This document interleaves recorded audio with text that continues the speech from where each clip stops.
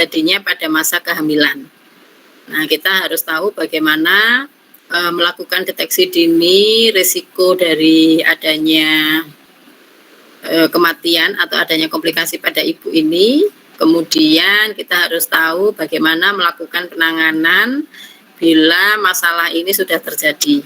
Jadi kalau kita lihat di sini, penyebab terbanyak adalah karena perdarahan 42%. Sampai sekarang Indonesia masih perdarahan ini penyebab tertinggi kematian ya. Kemudian yang kedua eklamsi, yang ketiga adalah infeksi, kemudian partes lama dan abortus dan partes lama. Kemudian penyebab tidak langsung, jadi masih banyak penyebab lain yang bisa menyebabkan kematian pada ibu, terutama komplikasi atau penyakit yang diderita ibu pada saat kehamilan. Tapi kan penyebab tidak langsung, bukan karena kehamilannya, jadi karena memang sebelum hamil ibu ini sudah menderita penyakit tersebut.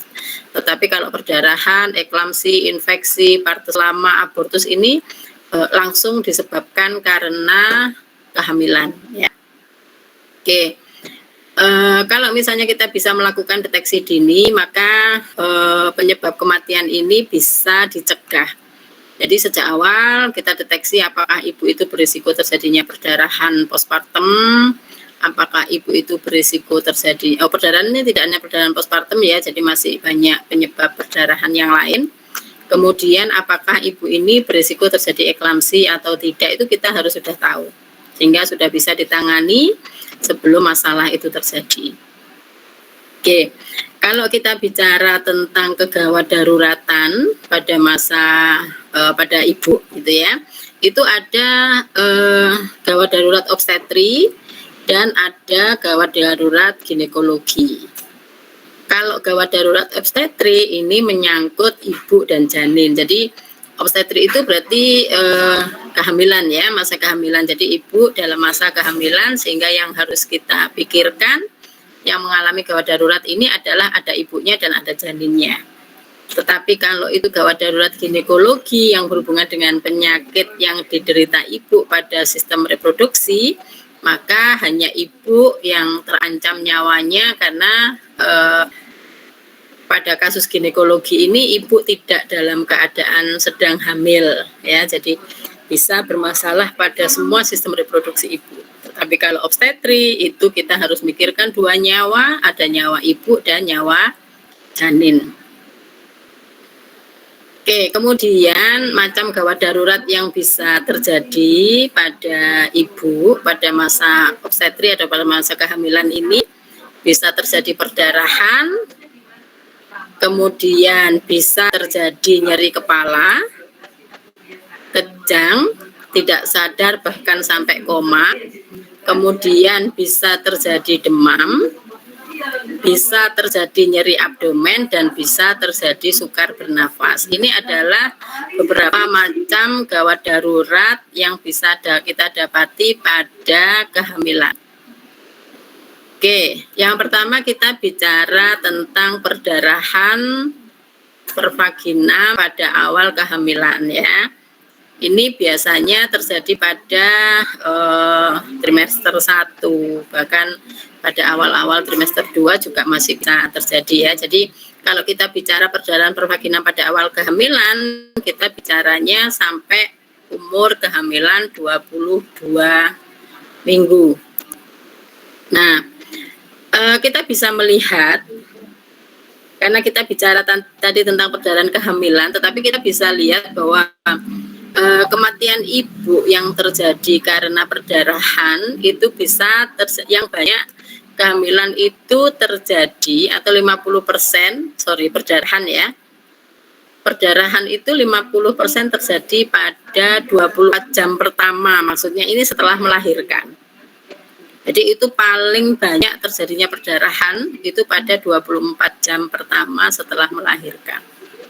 Kemudian yang 25% itu terjadi pada saat kehamilan yang hari ini akan kita bahas. Jadi 25% perdarahan itu terjadi selama kehamilan. Kemudian 20% itu terjadi antara hari 2 sampai hari ke-7 setelah persalinan. Dan yang 5% terjadi antara 2 minggu sampai 6 minggu setelah persalinan.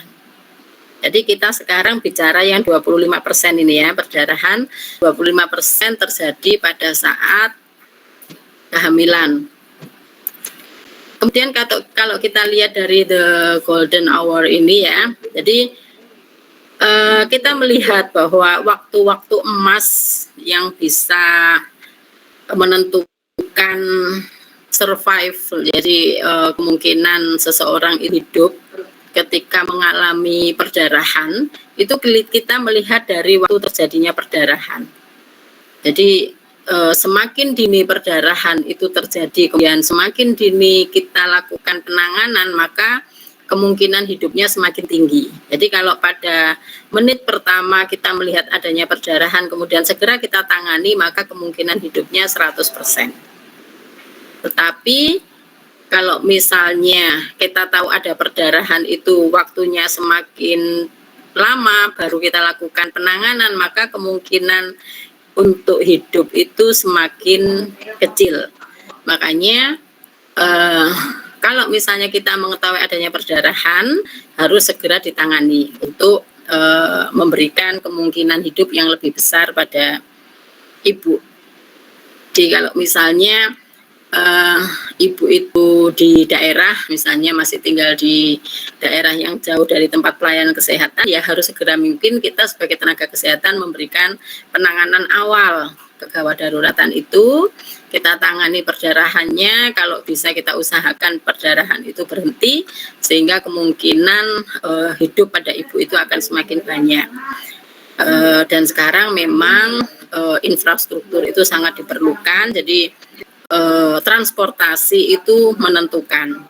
Jadi sangat penting perbaikan transportasi, sehingga begitu kita menemui seorang ibu hamil mengalami perdarahan, harus segera dibawa ke tempat pelayanan kesehatan supaya segera mendapatkan penanganan.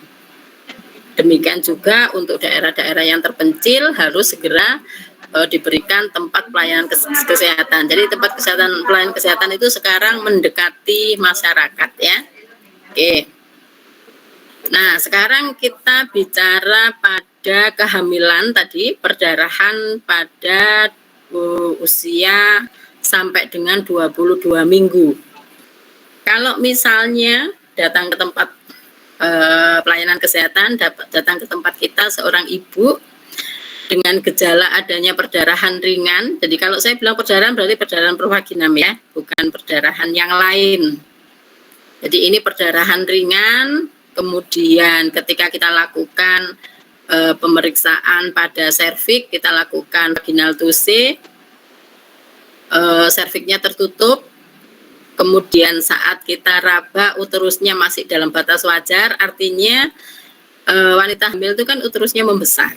Jadi kalau misalnya ketika kita lakukan VT, kita raba serviknya masih tertutup, kemudian uterusnya kita raba besarnya itu masih sesuai dengan usia kehamilannya, jadi kita menganggap bahwa di dalamnya itu isi dari kehamilan itu masih ada ya, karena uterusnya tertutup, perdarahan ringan, uterusnya masih dalam batas wajar besarnya, maka ini karena ada perdarahan kita menyebutnya dengan abortus iminen. Artinya abortus yang mengancam. Jadi ibu ini masih terancam untuk terjadinya abortus. Abortus belum terjadi. Jadi kalau kita lihat di gambar ini sudah ada perdarahan, tetapi janin dan plasenta masih ada di dalamnya. Belum sampai terjadi abortus yang sesungguhnya. Jadi baru mengancam. Penata laksanaannya tidak perlu perawatan medis, tindak lanjut pada pemeriksaan klinik antenatal. Jadi setelah kita periksa tidak harus ibu itu masuk rumah sakit, tidak harus dilakukan perawatan di rumah sakit gitu ya. Jadi tindak lanjutnya nanti pada pemeriksaan antenatal berikutnya. Hindari bekerja berat dan sementara tidak boleh melakukan hubungan suami istri. Ini yang harus kita sampaikan ke ibu. Karena bekerja berat itu menyebabkan penekanan pada uterus dan kemungkinan bisa menyebabkan plasenta itu lepas. Sehingga kalau plasentanya lepas, maka benar-benar terjadi abortus.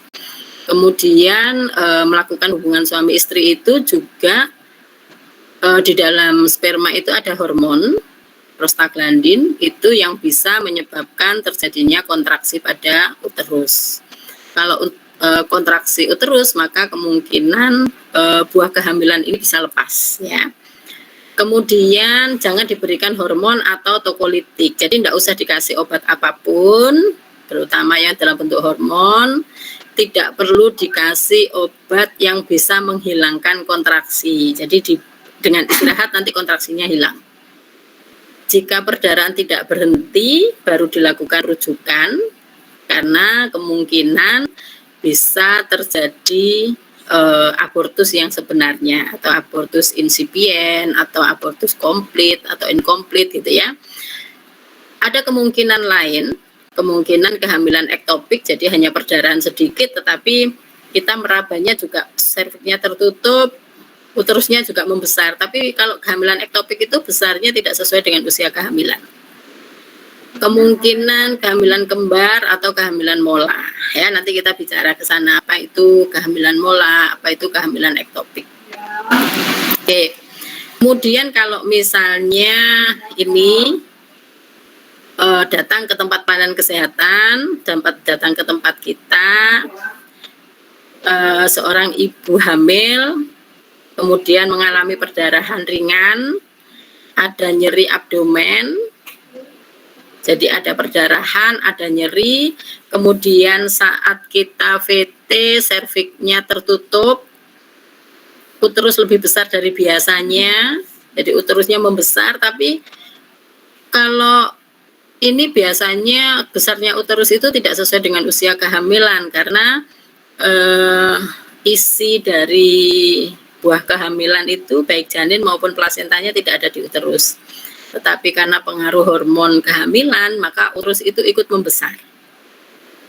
Dan kalau kita raba, uterus lebih lembek dari biasanya, karena memang di dalamnya tidak ada janinnya. Nah, kalau kita mengetahui adanya tanda dan gejala seperti ini, maka kemungkinannya adalah kehamilan ektopik. Kita lihat gambar di atasnya ini, hamil ektopik itu bisa terjadi mana saja, di serviks bisa, di korpus uterus bisa, tapi bagian luar, di fundus, tetapi dia tidak di dalam kafum uteri ya. Kemudian di tuba di bagian manapun bisa, sampai ke fimbrinya. Kemudian bisa juga di dalam ovarium. Nah, ini juga gambar dari kehamilan ektopik. Kita katakan kemungkinan dia kehamilan ektopik. Kalau tidak terjadi ruptur, jadi kehamilan ektopik itu ada dua.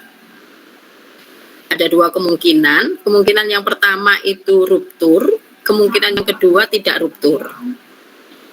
Kalau tidak terjadi ruptur, biasanya yang ruptur itu adalah di ampula ini, di tuba, ya. Kalau kehamilan itu terjadi di tuba, makin lama dengan bertambahnya usia kehamilan, maka uterus ini membesar. Janin ini membesar. Tapi karena ukuran tuba ini kecil, maka tuba ini akhirnya akan pecah. Jadi dia tidak mampu lagi menampung pembesaran dari janin. Sehingga terjadilah yang namanya ruptur. Jadi ininya ruptur tubanya itu, berarti terjadi ruptur. Tapi kalau misalnya kehamilan itu tidak di tuba, dia hamilnya di fimbre atau di abdomen melayang gini, dengan membesarnya janin, maka dia tidak mengganggu daerah sekitarnya, karena abdomen kan bisa membesar juga, sehingga janin ini akan tetap terus berkembang di luar uterus.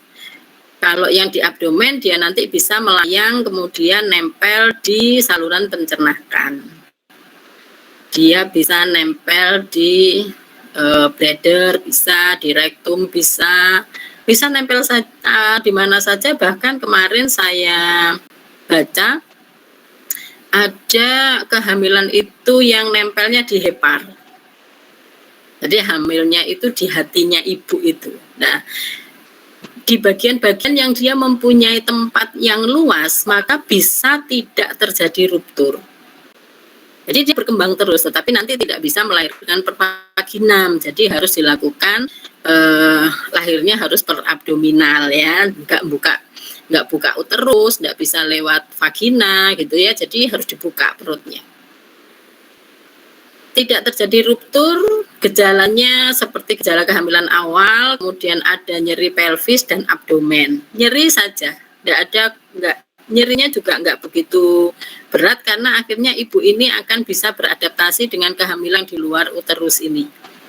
Kemudian kalau misalnya terjadi ruptur, baru nanti ada tanda-tanda shock karena perdarahan.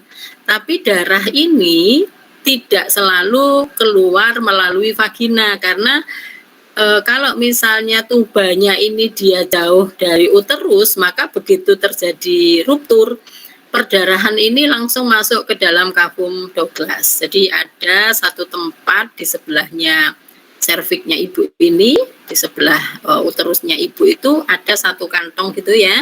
Nanti dia ngumpul di situ. Sehingga karena perdarahannya banyak, maka bisa terjadi shock. Ibu bisa sampai pingsan karena nyeri ketika ruptur itu sangat nyeri.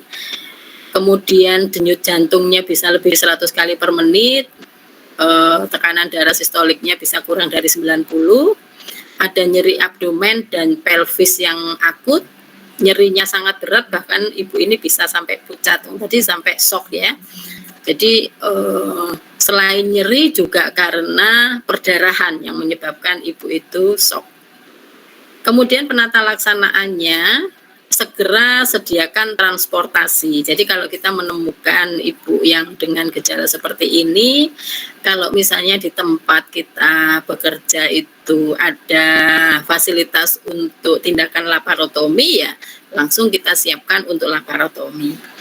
Tetapi kalau misalnya tidak tersedia, maka harus segera kita rujuk ke rumah sakit yang mempunyai fasilitas laparotomi. Jika tidak ruptur, pasang infus dan berikan cairannya RL atau normalsalin 1 liter dalam 6-8 jam. Ini untuk menstabilkan keadaan ibu sampai tempat pelayanan kesehatan yang lebih baik lagi ya. Jika ruptur dan dalam keadaan shock, ini harus distabilkan dulu ibu ini. Pasang infus dan berikan cairannya 1 liter itu masuk dalam waktu 15-20 menit. Jadi secepat mungkin untuk menangani shocknya. Ulangi untuk memberikan lagi sampai dengan paling tidak denyut jantung ibu itu menjadi sekitar 100 kali per menit ya. Kemudian tekanan darahnya juga kita harapkan meningkat, sistoliknya meningkat sampai 100 mmHg atau bahkan kalau bisa lebih. Kemudian kita catat waktu dan jumlah pemberian cairan. Ya, karena nanti harus dihitung itu inputnya berapa, outputnya berapa gitu ya. Kira-kira jumlah perdarahannya berapa. Nah, itu yang bisa kita lakukan bila kita menemui seorang ibu dengan kehamilan ektopik.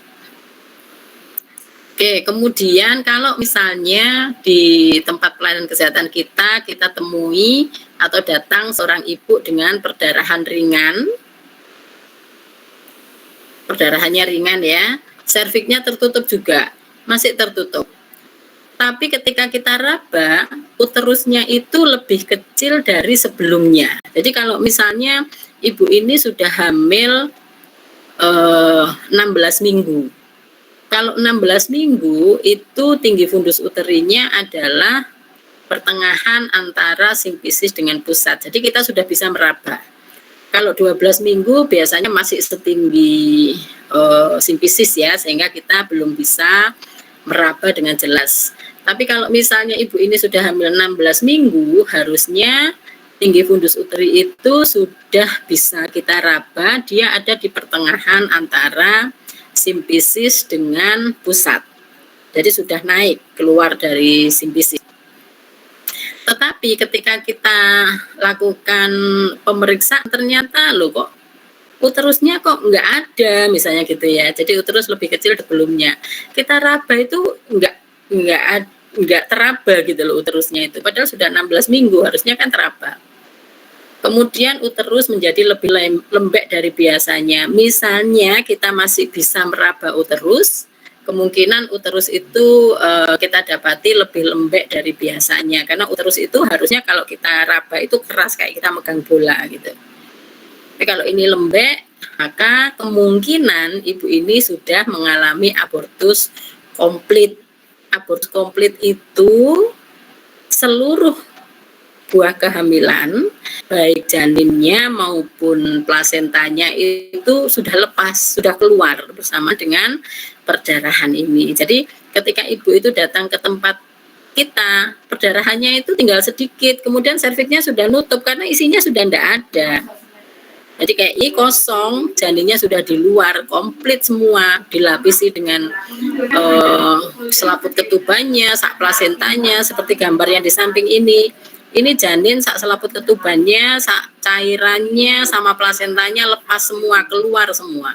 Ini namanya abortus komplit, ya.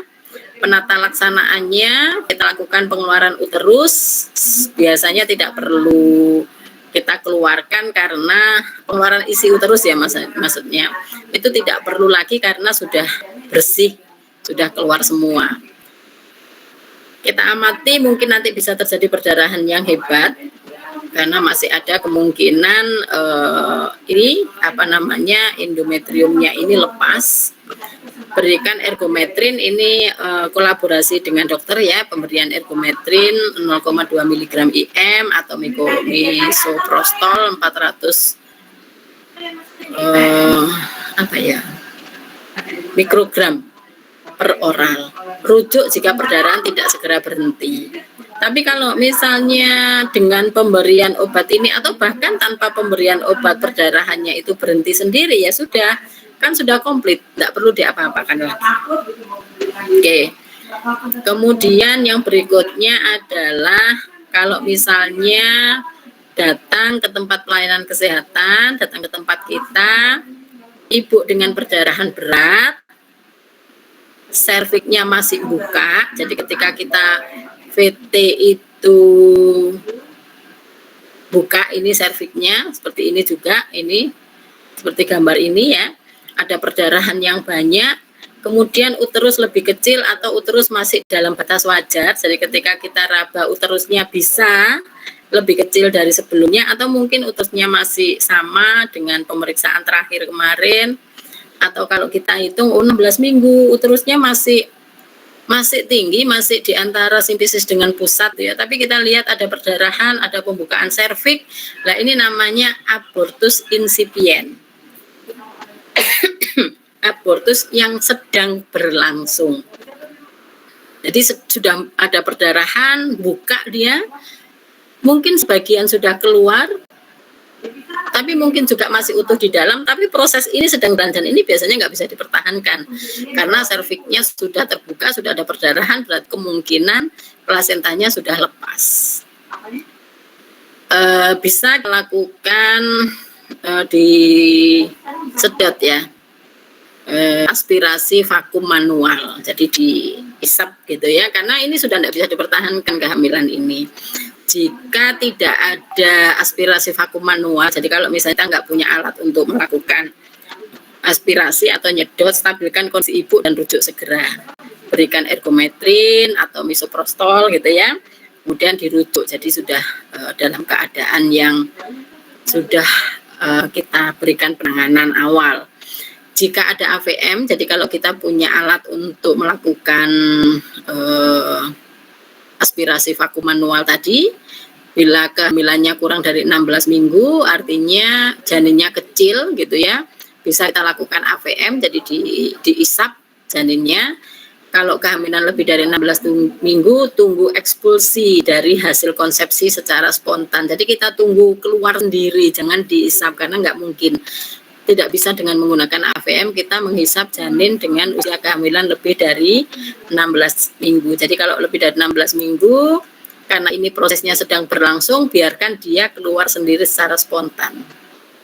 Jika perlu, berikan infus oksitosin. Oksitosin itu untuk merangsang kontraksi supaya segera ekspulsi, segera keluar. Kemudian, nah ini untuk membantu ekspulsi ya. Kemudian kalau sudah ekspulsi secara spontan, baru kita lakukan AVM untuk mengeluarkan sisa hasil konsepsi. Jadi kalau sudah selesai baru kita isap sisa-sisanya, itu barangkali masih ada plasenta yang nempel, barangkali masih ada bagian janin yang tertinggal di dalam, karena kemungkinan itu bisa terjadi. Oke. Kemudian perdarahan yang lain, kalau misalnya datang seorang ibu ke tempat kita, perdarahan berat, serviknya buka, serviks berdilatasi, uterus lebih kecil dari sebelumnya, itu kemungkinan dia abortus incomplete. Jadi abortus tapi nggak komplit, baru sebagian dari hasil pembuahan ini yang keluar. Contohnya ini dia abortus, ada perdarahan yang banyak, kemudian serviksnya kita lihat buka, dan uterus ini lebih kecil karena sebagian dari isinya keluar. Ini janinnya sudah keluar, tapi plasenta sama tali pusatnya masih ketinggalan di dalam. Namanya incomplete ya, jadi beda dengan yang komplit. Kalau komplit sudah keluar semua, kalau ini incomplete. Jadi bisa ada yang masih tinggalan gini, mungkin bagian dari janin ketinggalan sementara yang lainnya sudah keluar, atau janinnya yang sudah keluar, bagian yang lainnya yang masih ada di dalam. Penata laksanaannya, jika terjadi perdarahan ringan sampai sedang dan kehamilan kurang dari 16 minggu, pakai ring forceps. Ring forceps itu untuk membersihkan itu ya, keluarkan hasil konsepsi yang muncul melalui serviks. Jadi biasanya kalau kita VT itu kemungkinan kita akan meraba sesuatu yang masih nyantol di situ ya, jadi belum keluar semua. Kalau seperti itu dikeluarkan, berikan obatnya, kolaborasi dengan tim medis. Kemudian jika perdarahan berat dan kehamilan kurang dari 16 minggu, jika ada AVM, lakukan AVM. Jika AVM tidak ada, lakukan kuretase. Ini menggunakan alat kuret gitu ya. Kalau yang AVM itu kan kita hanya melakukan aspirasi, jadi diisep saja. Tapi kalau misalnya nggak punya ya pakai alat kuret. Jadi kita masukkan alat kuretnya, kemudian di dalam kita kerok, kita keluarkan gitu. Tapi kalau misalnya di tempat kita nggak punya persediaan AVM, alat kuret juga kita nggak ada, ya dirujuk saja. Jika perdarahan berat dan kehamilan lebih dari 16 minggu, jika AVM tidak ada, ya stabilkan ibu, kemudian segera rujuk. Ya, kemudian berikan obat-obatan, ergometrin atau misoprostol sesuai dengan advice dari dokter, atau kalau misalnya kita sudah ada SOP sudah ada kerjasama, kemudian kita sudah diberi kepercayaan ini, asalkan ada limpah, tugasnya sudah jelas, kita bisa memberikan. Kemudian jika ada AVM, berikan infus oksitosin tadi, jadi untuk merangsang kontraksi supaya hasil konsepsi ini bisa keluar semua, ya, untuk mengeluarkan hasil konsepsi.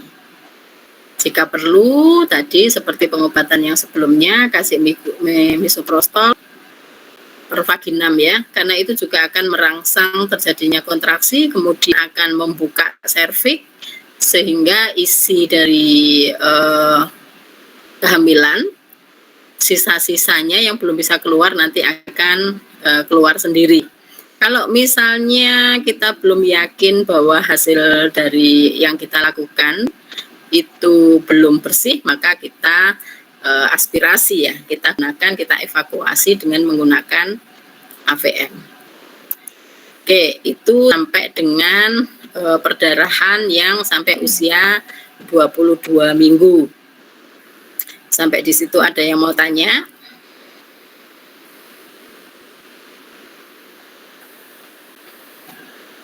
Oke, silakan yang mau tanya. Kemana semua nih? Izin kami, Bu. Ya. Saya ingin bertanya, dalam tubuh manusia kan mempunyai oksitosin sendiri. Apakah Ya. kita dalam akan melahirkan, apakah kita selalu butuh injeksi oksitosin, Bu? Terima kasih. Oh, enggak. Kalau proses persalinan yang sudah sampai aterm, jadi pada usia kehamilan di atas 38 minggu biasanya, itu tubuh akan memproduksi sendiri karena ada suatu mekanisme di dalam tubuh ketika hormon estrogen dan progesteron yang mempertahankan kehamilan itu turun pada usia kehamilan di atas 38, maka oksitosin akan keluar. Nah, oksitosin ini yang akan menyebabkan terjadinya kontraksi pada uterus. Jadi tidak perlu diberikan oksitosin kalau memang oksitosin yang diproduksi oleh tubuh ibu itu sendiri mampu membuat kontraksi yang adekuat sehingga menyebabkan serviks itu membuka, gitu kan? Tapi kalau misalnya sudah masuk ke tahap persalinan ya, sudah ada kontraksi, sudah ada pembukaan, sudah 4 misalnya pembukaannya. Kita evaluasi ada kemajuan, tapi pas pembukaan 6 kok gak jalan lagi gitu ya. Kita raba, kontraksinya nggak begitu bagus, ibu juga nggak kelihatan kalau sedang kontraksi yang harusnya kontraksi itu nyeri ya, kelihatan sekali, kemudian menimbulkan nambah pembukaannya itu. Tapi pada keadaan tertentu namanya perlambatan pada fase apa gitu ya. Nanti ada di persalinan itu nanti akan dibahas pada setiap tahap itu bisa ada masalah. Nah, kalau memang itu kontraksinya menjadi tidak adekuat yang kemungkinan disebabkan karena oksitosin yang tidak mencukupi, baru ibu perlu diberikan oksitosin yang sintetis ya. Jadi dari situ baru nanti bisa menimbulkan adanya kontraksi yang membantu ibu sampai terjadi pembukaan lengkap. Tapi kalau misalnya tubuh ibu sendiri sudah mampu untuk memenuhi kebutuhan oksitosin untuk persalinan, ya tidak perlu dikasih tambahan. Nah, dalam keadaan abortus itu tidak selalu ada oksitosin di dalam tubuh ibu itu. Begitu, Mbak. Baik, Ibu. Terima kasih. Oke, apakah masih ada yang lain?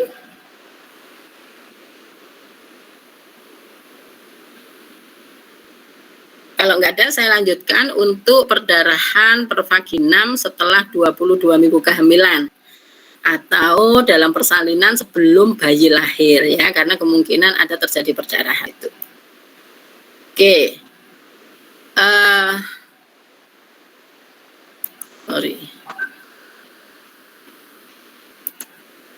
Setelah 22 minggu kehamilan, jadi sudah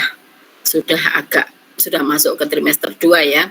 Kalau misalnya di tempat pelayanan kesehatan kita datang seorang ibu dengan perdarahan berat. Kemudian kita lakukan pemeriksaan VT.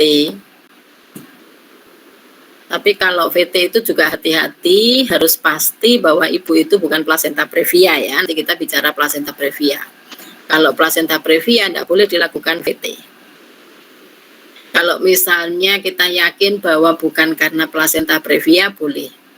Jadi ibu ini dengan perdarahan berat, kemudian saat kita lakukan VT, serviksnya berdilatasi, jadi buka.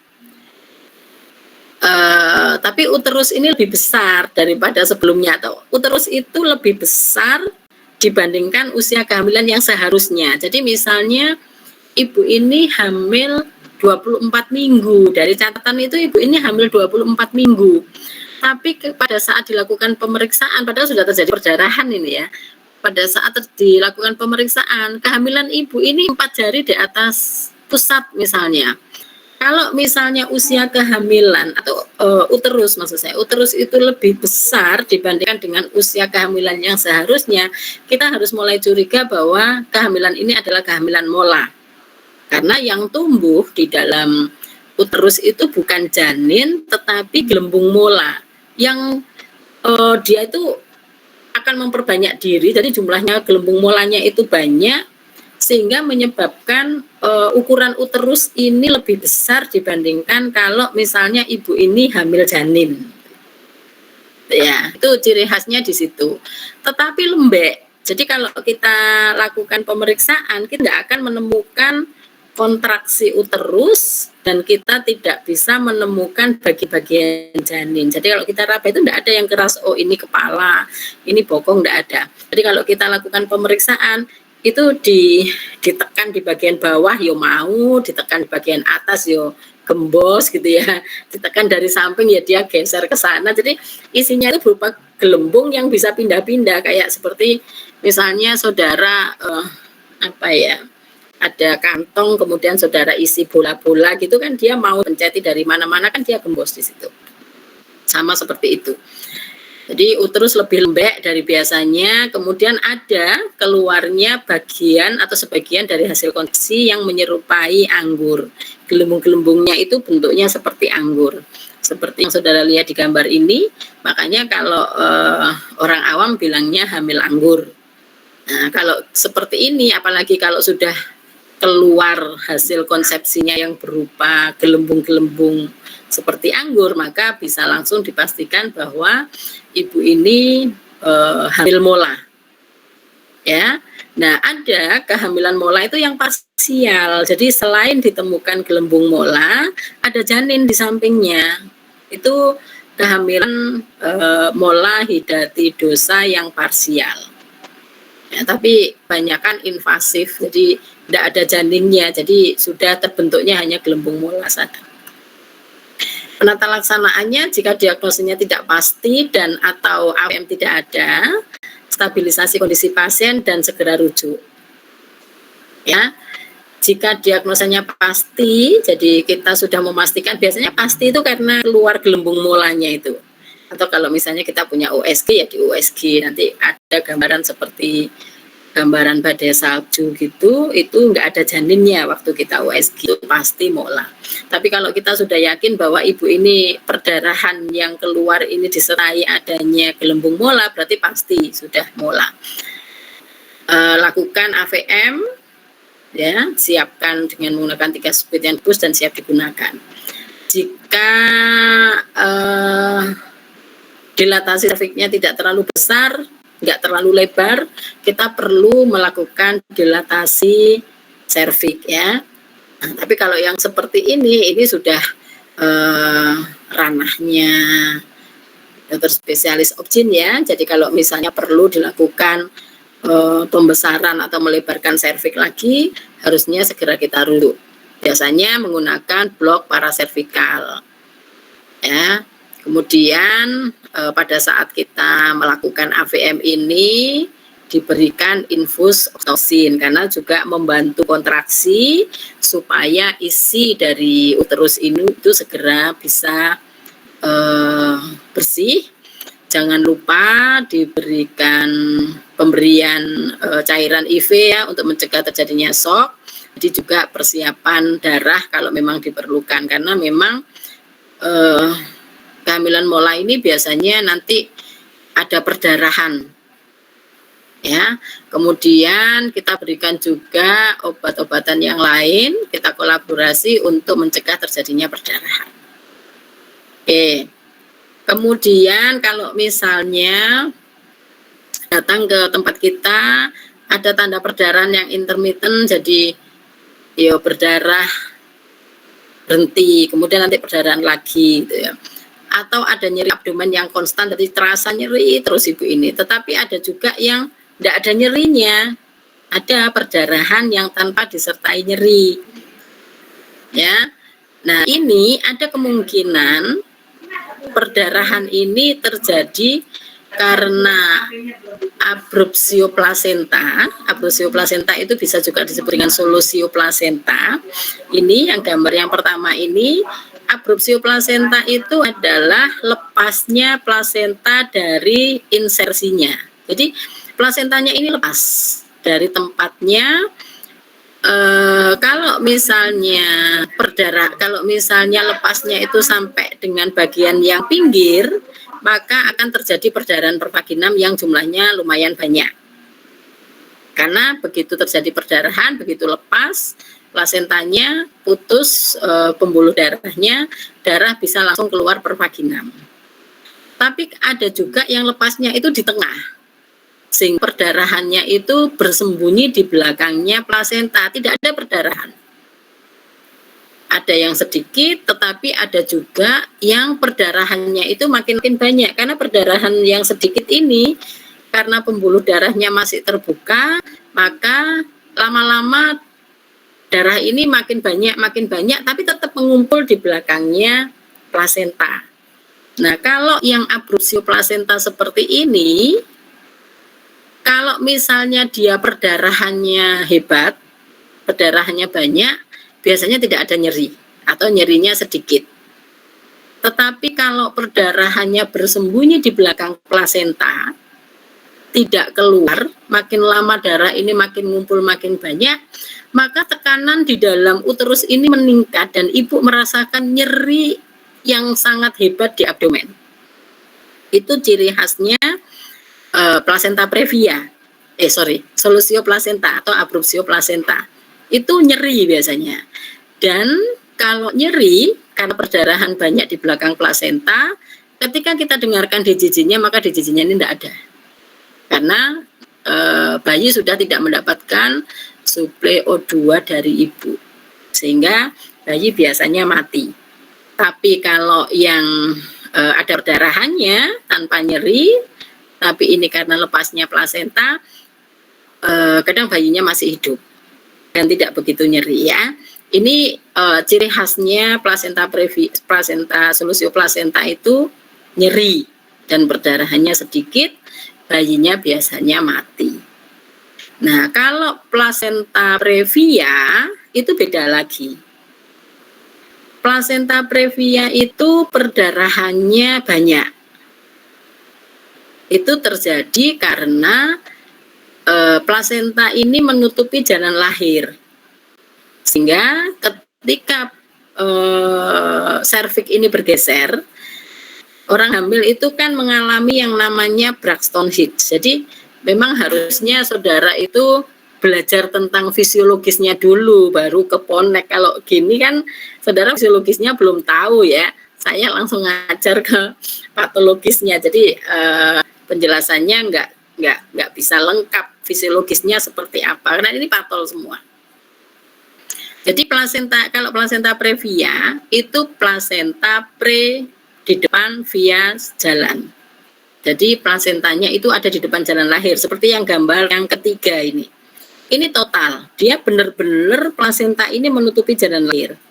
Ada plasenta previa yang parsial, jadi hanya sebagian kecil saja, sebagian bawah plasenta saja yang menutupi jalan lahir. Tapi ada yang plasenta letak rendah. Nah, keadaan-keadaan seperti ini nanti perdarahannya berbeda. Ya. Kita bicara yang plasenta previa total saja dulu ya. Ketika plasenta ini menutupi jalan lahir secara penuh, wanita hamil itu selama kehamilan, setelah usia kehamilan di atas 28 minggu itu ada namanya kontraksi Braxton Hicks. Kontraksi palsu orang awam bilangnya, atau konpal gitu ya, kontraksi palsu. Jadi suatu kontraksi yang tidak menyebabkan persalinan, tapi menyebabkan serviks ini sedikit bergeser.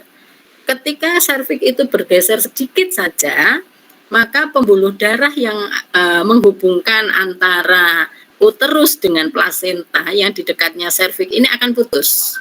Nah, ketika putus langsung perdarahan. Karena dia posisinya ada tepat di depan jalan lahir, maka perdarahannya bisa langsung dilihat. Darahnya warnanya merah segar, jumlahnya banyak.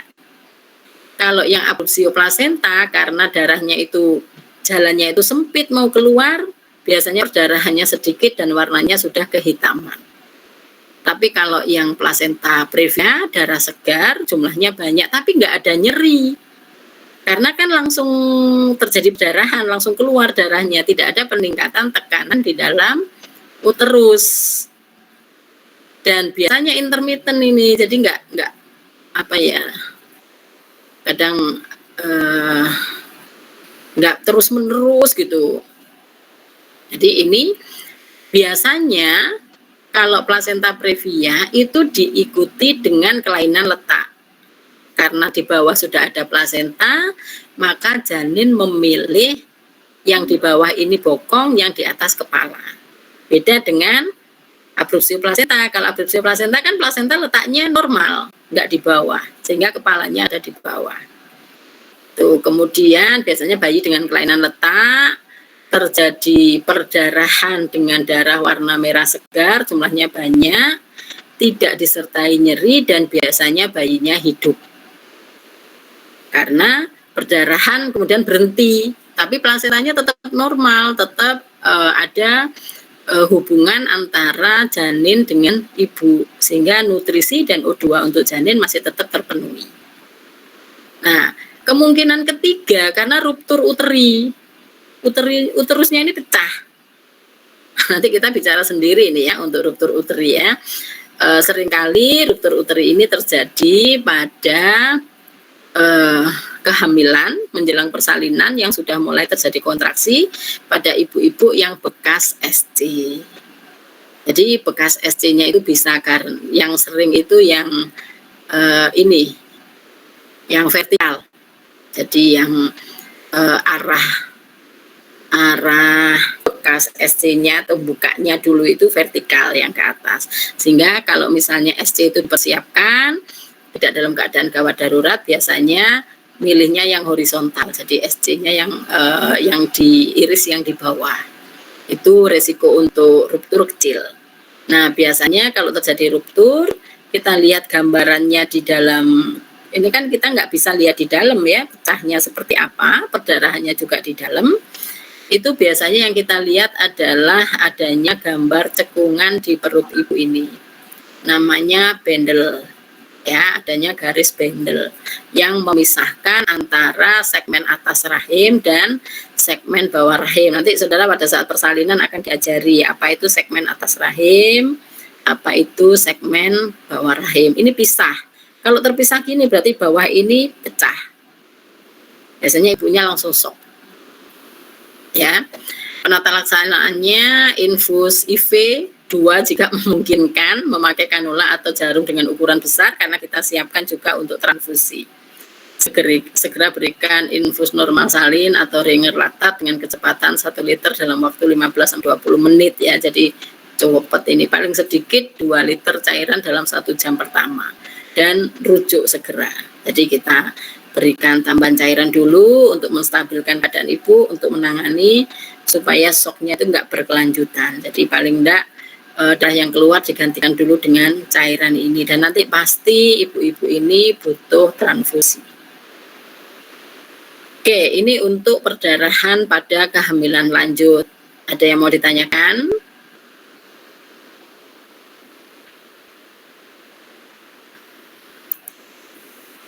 Oke, silakan kalau ada yang mau tanya.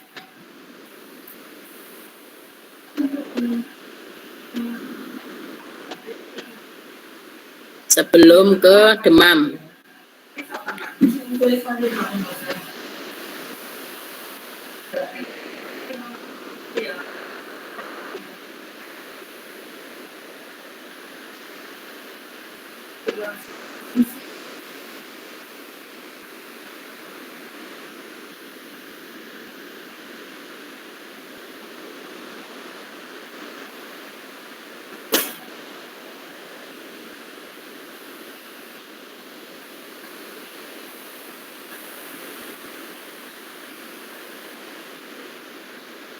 Oke, kalau nggak ada yang tanya, saya lanjut untuk demam ya.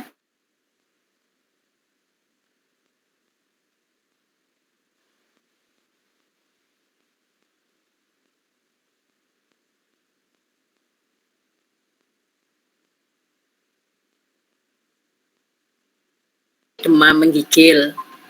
Kemudian ada bau yang tidak enak dari saluran vagina pada umur kehamilan 22 minggu misalnya. Kemudian kita raba uterusnya lembek. Jadi ini ibu hamil ya. Kalau kita melihat ada demam, kemungkinan ada infeksi. Kemudian ada bau nggak enak, ya kan?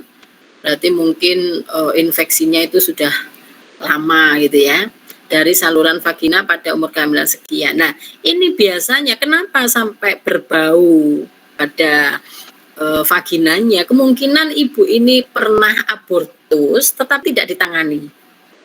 Jadi abortus, apakah itu abortus sudah secara medis sudah dapat penanganan, dapat pengobatan, tapi ibu tidak bisa menjaga kebersihan, atau abortus tapi ibu tidak merasa kemudian tidak ditangani, atau abortus kriminalis. Yang sering abortus septik itu terjadi karena abortus kriminalis ya.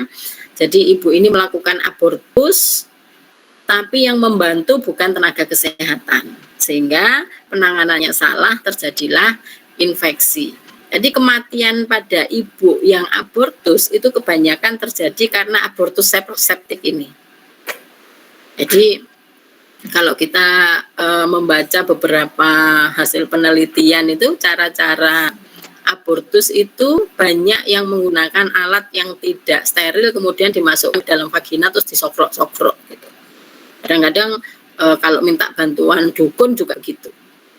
Nah, itu yang menyebabkan abortus septik. Segera berikan obat antibiotik, tentunya kolaborasi dengan dokter ya. Kemudian kalau misalnya kehamilannya belum 16 minggu, kalau ada AVM lakukan AVM, jika tidak ada segera rujuk. Kalau sudah lebih dari 12 minggu harus segera dirujuk. Ya, karena kemungkinan di dalam abortus septik ini abortnya incomplete, jadi mungkin masih ada sisa-sisa kehamilan yang tertinggal, bisa bagian dari janin, bisa plasentanya yang masih tertinggal di dalam uterus, atau karena tindakan tadi sehingga terjadi infeksi, itu harus dibersihkan. Oke, kemudian mungkin kita menemui ibu hamil demam, menggigil, bau tidak enak dari cairan ketuban, pokoknya adanya pengeluaran dari vagina yang baunya nggak enak, disertai dengan nyeri abdomen. Kemungkinan adalah infeksi di amnion. Jadi mungkin ketubannya itu pecah. Makanya kan keluar cairan ketuban yang berbau. Jadi amnionitis, jadi amnionnya itu infeksi, baik selaput amnionnya maupun cairan ketubannya sendiri. Segera berikan antibiotik, kemudian bayi harus segera dilahirkan.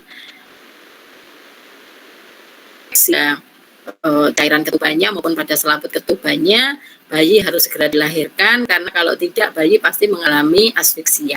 Jadi bayi mengalami gangguan pernafasan di dalam uterus, jadi asfiksia intrauterin yang nanti pasti dampak ke asfiksia ekstrauterin.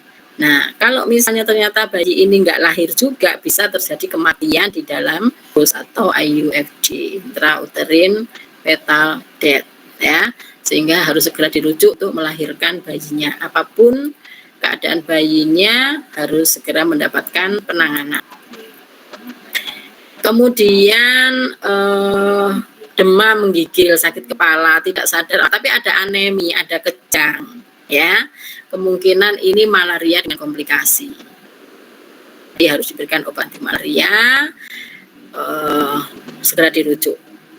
Misalnya demam, sakit kepala, batuk, ada rasa nggak enak di badan, anoreksia, dilakukan pemeriksaan limpa membesar. Ini harus dilengkapi juga misalnya dengan pemeriksaan Widal, gitu ya. Kemungkinan ibu ini tipoid. Ya pengobatannya pengobatan tipoid, kemudian dirujuk.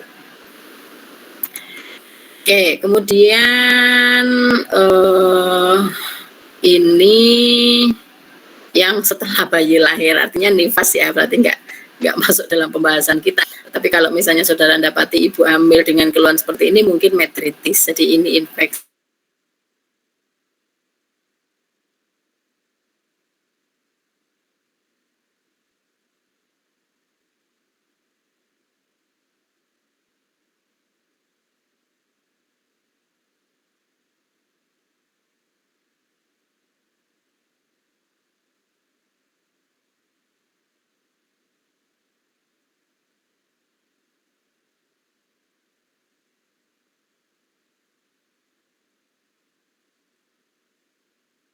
Kalau ruptur itu namanya kehamilan ektopik terganggu atau biasa kita sebut KIT.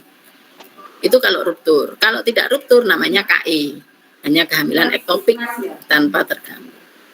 Oke, kemudian nyeri yang lain abrupsio plasenta. Nah, tadi yang saya katakan kalau abrupsio sama ruptur uteri itu nyeri abdomen tetap atau hilang timbul perdarahan. Ini juga ruptur uteri juga nyeri abdomen yang berat, ya. Awalnya itu nyeri banget, kemudian nanti kalau sudah pecah nyerinya sedikit berkurang. Perdarahan intraabdominal dan atau pervaginam, ada yang di dalam, ada yang keluar. Tapi kan nggak ada plasenta previa di sini karena memang plasenta previa itu tidak menyebabkan keluhan nyeri karena tidak ada peningkatan tekanan di dalam uterus. Jadi perdarahannya itu langsung keluar, jadi nggak nambahi jumlah massa yang ada di dalam uterus. Kemudian nyeri abdomen, sekret vagina cair dan berbau setelah kehamilan lebih dari 22 minggu. Dia ada demam yang menggigil, jadi amnionitis. Ini juga ada nyerinya seperti tadi yang kita bahas ya. Kemudian metritis, peritonitis, jadi ada infeksi-infeksi seperti ini selain demam, ada keluhan nyeri pada abdomen bagian bawah biasanya. Oke. Itu kemudian gawat darurat yang terakhir pada kehamilan adalah sukar bernafas. Ini kalau misalnya kita dapati ibu datang ke tempat pelayanan kesehatan sesak nafas keluhannya ya, kemudian kita lihat pucat pada konjungtiva, lidah, kuku dan atau telapak tangan juga pucat. Jadi pucatnya di konjungtiva, lidah, kuku, sama telapak tangan. Kita lakukan pemeriksaan HB-nya kurang dari 7 gram per sen. Ini sudah aneminya sudah berat ini. Kalau anemi yang ringan pada ibu itu antara 9 sampai 10. Walaupun dikatakan HB normal itu kan 12. Tetapi untuk kehamilan kalau di Kementerian Kesehatan batasnya sampai 10, walaupun WHO mintanya 11, tapi Kementerian Kesehatannya Indonesia itu minta batasnya 10. Lalu kalau kurang dari 10 dikatakan anemi. Nah, kalau misalnya kita dapati ibu sudah sesak nafas, pucat, HB kurang dari 7, hematokritnya kurang dari 20%, ya ini sudah masuk kriteria anemia berat. Ibu pasti sesak nafas ya, karena memang HB-nya kurang dari 7 dan dalam keadaan ibu ini ketika dia hamil, pasti jumlah plasma di dalam tubuhnya itu lebih tinggi dibanding dengan keadaan tidak hamil. Saudara sudah saya jelaskan kemarin. Untuk belum sampai ya perubahan pada kehamilan. Berikan infus IV memakai kanula atau jarum ukuran besar karena persiapan juga untuk transfusi. Kemudian berikan infus normal salin dan ringer laktat dengan kecepatan 1 liter selama 8 jam. Rujuk segera untuk transfusi ya. Karena memang transfusi itu hanya di tempat pelayanan kesehatan tertentu yang bisa memberikan pelayanan transfusi darah. Kemudian kalau misalnya kita punya pasien datang ke tempat kita, gejalanya anemi berat, kemudian ada odem, batuk, edema tungkai, hematomegali, vena leher menonjol. Nah, ini ada gagal jantung karena anemi. Jadi kalau anemi ini dibiarkan tidak segera ditangani, ini komplikasinya bisa terjadi gagal jantung. Ya, tentunya kita stabilisasi dulu ibu itu, kita pasang infus minimal, kemudian kita rujuk. Kemudian kalau misalnya kita dapati seorang ibu hamil dengan sesak nafas, bising diastolik dan atau sistolik, ya, kemudian dengan trill yang jelas gitu ya, berarti ibu ini memang ada penyakit gagal jantung. Jadi gagal jantung pada kehamilan. Sama penanganannya, kita berikan minimal kita pasang infus, kemudian kita kasih O2 dan segera dirujuk pasiennya ya. Oke. Itu untuk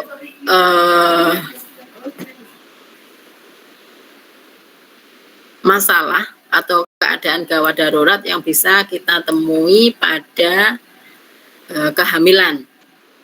Oke. Sekarang kita diskusi.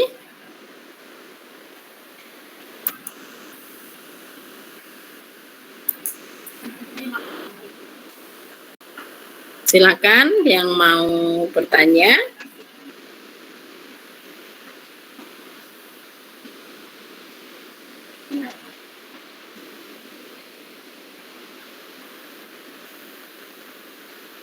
Ayo. Atau saya yang tanya?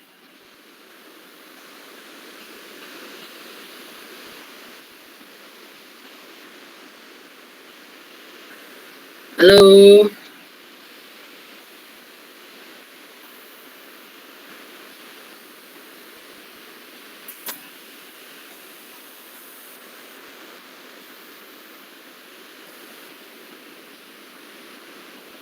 Ada nomor absen berapa sekarang? Tanggal 2 ya. Ada nomor absen 2?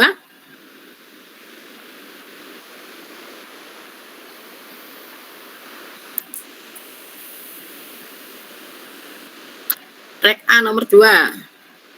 Alivia.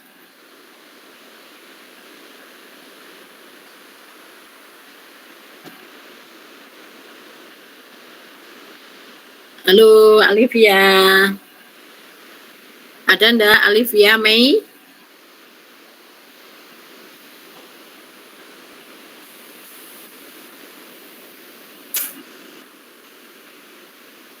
Tuh. Enggak ada toh. Mana ini Alivia ini? Mohon izin menjawab, nggih Ibu. Loh, dari mana tadi? Kok baru kelihatan?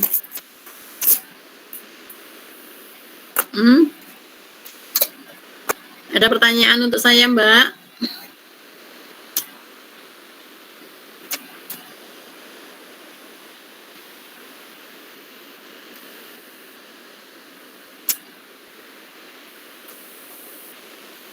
Wah, itu kenapa rugby yang nomor 2 kok keluar itu? Takut saya panggil ya.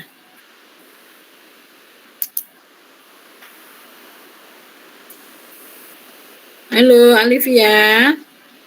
Masih di situ? Nggih Ibu. Kenapa orang hamil kalau anemi itu jadi sesak nafas?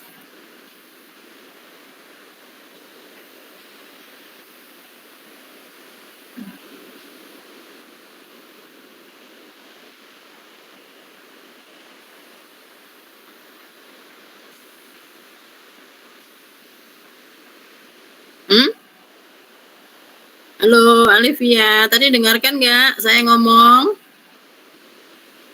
Baru selesai kan? Sesak nafas itu yang terakhir loh.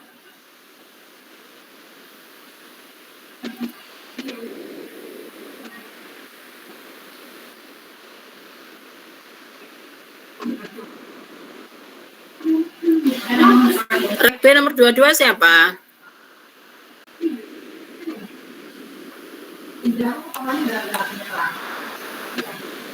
Rek B nomor 22.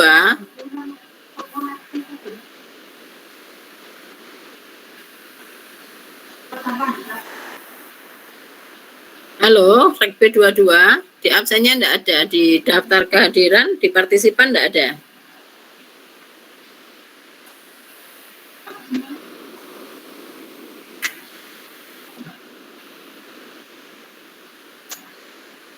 Di mana itu yang namanya? Oh, enggak ada namanya ya, saya enggak tahu ya. Saya catat aja ya, rek B nomor 22 tidak hadir ya.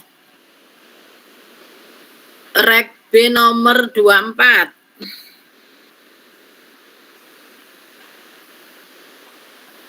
Rek B 24.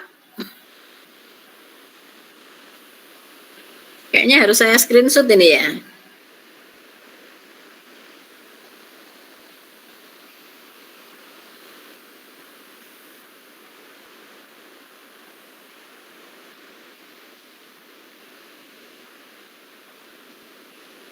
Nggak ada juga nomor 24, habis 21 langsung 23, 23, 25, 26, 27, 28. Rek B 28.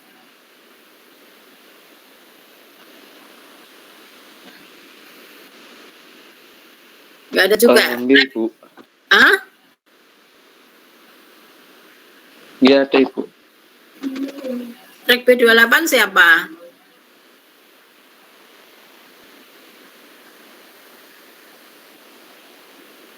Halo, mana Rek B 28? Nggak ada ya? Enggak, Ibu. Mohon maaf, Ibu. Nggak, saya rek B. Rizky. Ibu, saya rek A28. Ini Rek A. Rek B.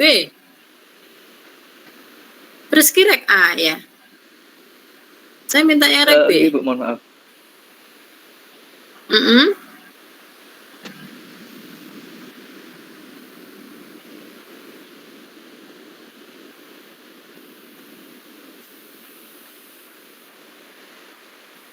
Halo PJMK, tolong di screenshot ya, itu daftar hadir itu. Kirimkan ke saya nanti.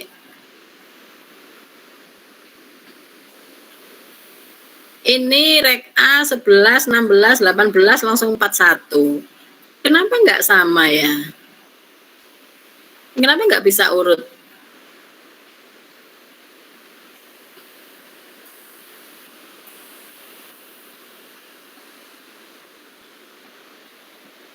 Penghubungnya itu loh Kak, yang bikin nggak bisa. Rek A nomor 1 siapa?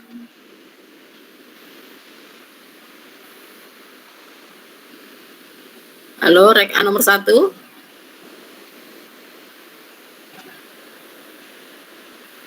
Saya panggil Acak ya.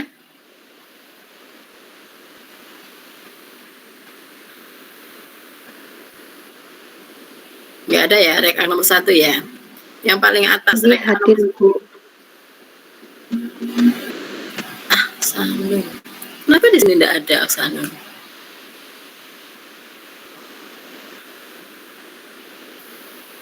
Rek A nomor 1. Itu bukan 0 kali ya tulisanmu itu ya. Kok nggak bisa? Kenapa nggak muncul di sini paling atas?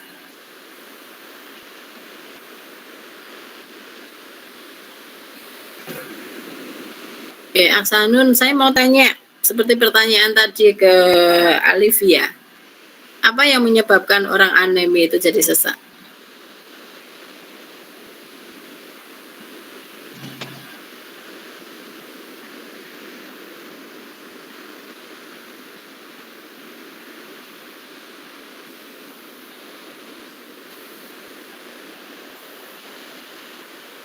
Ya, Bu, mohon izin menjawab. Mungkin karena kekurangan gizi sama perubahan hormon tubuh yang mengubah proses produksi sel-sel darah, Ibu.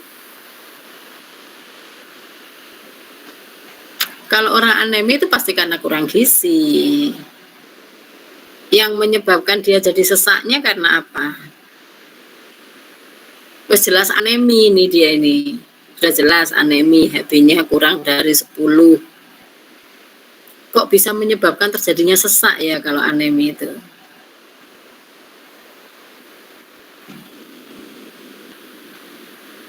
Ada yang namanya kayak saya. Rek A nomor 16, Diana. Mana Diana? Saya. Ya. Pertanyaan saya, kalau orang hamil mengeluh nyeri hebat, itu kira-kira karena apa aja?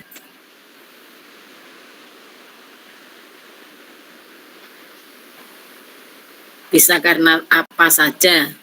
Kan banyak itu.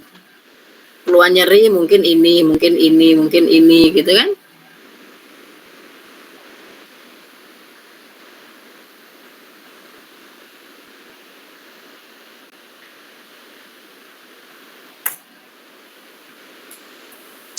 Mohon izin menjawab, Ibu.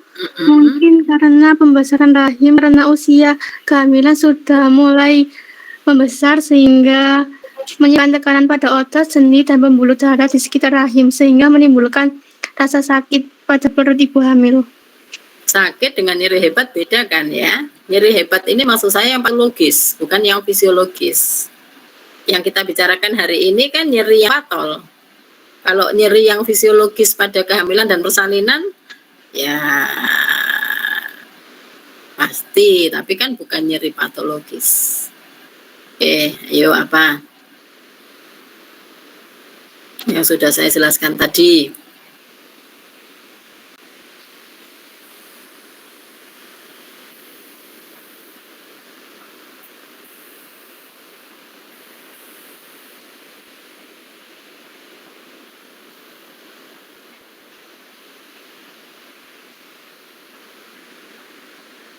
Mohon izin menjawab Ibu. Dikarenakan kontraksi yang disebabkan oleh dehidrasi di masa kehamilan, kemudian disebabkan oleh kehamilan ektopik menyebabkan rasa nyeri yang sangat hebat. Nyeri di ligmen perut bawah, bagian bawah karena rahim mulai membesar. Pertumbuhan janin di dalam rahim. Itu kan fisiologis, Mbak, kalau karena kehamilan dan pembesaran janin aja. Yang patologis, benar, KIT. KIT betul. Yang lainnya lagi? Tadi baru KIT yang betul.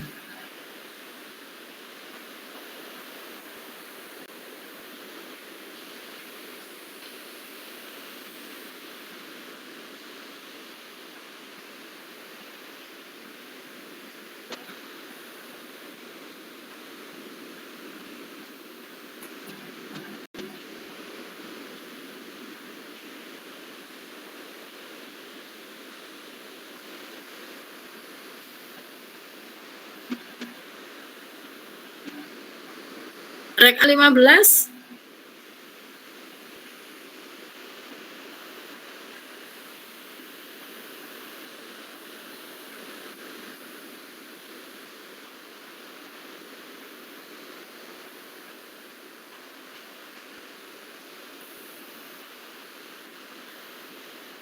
Rek 15 ada ya?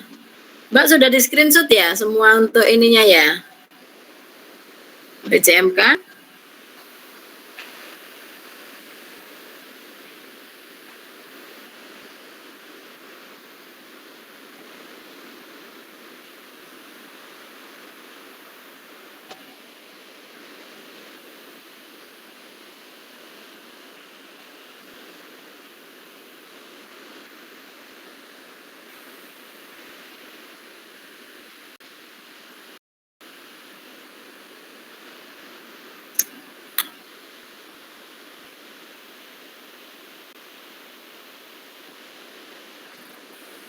Halo? Nggak ada?